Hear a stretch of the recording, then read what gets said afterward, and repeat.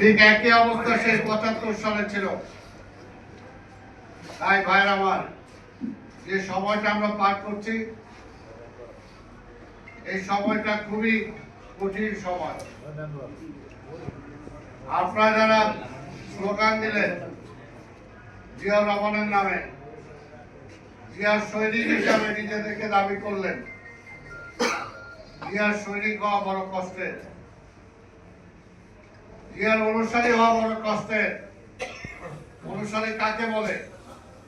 অর্থাৎ জিয়াউর রহমান কিভাবে চলতেন, জিয়াউর রহমান কি খাইতেন, জিয়াউর রহমান কি ব্যবহার করতেন, সেই জিয়াকে অনুসরণ করা। তাই ভাইরা আমার, আজকে আবার সেই কঠিন সময়টা আসছে। যদি আমরা জিয়ার অনুসারী হয়ে থাকি তাহলে ঐক্যবদ্ধভাবে আগামী নির্বাচনে ধানের শীষের পক্ষে আপনাদেরকে দাঁড়াতে হবে।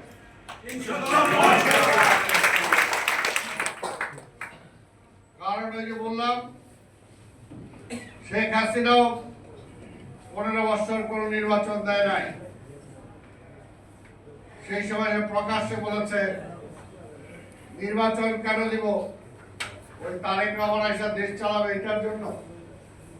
5ই আগস্টের পরে যখন জনগণ নির্বাচনের জন্য অপেক্ষা করছে, তখনও 2-1টি দলকে আমরা বলতে শুনছি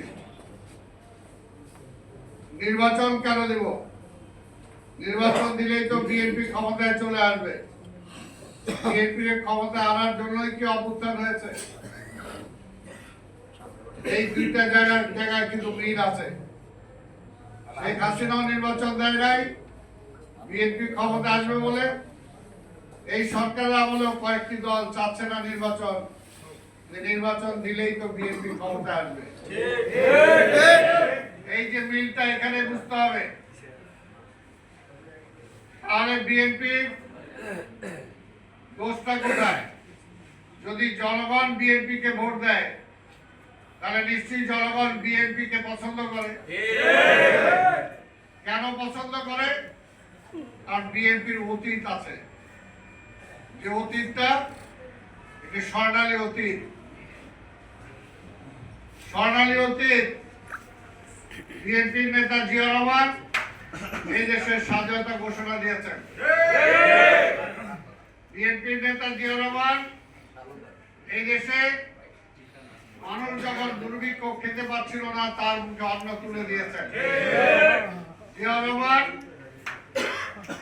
এই দেশে যখন কোন শৃঙ্খলা ছিল না, সেই শৃঙ্খলা তিনি ফিরিয়ে এনেছেন।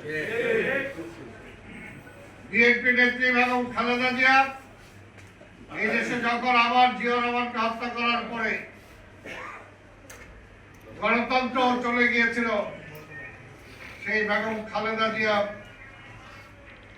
9টি বছর আন্দোলন সংগ্রাম করে এই দেশে আবার গণতন্ত্র ফিরিয়ে দিয়েছেন। বাংলাদেশে এখন জীবিত কোন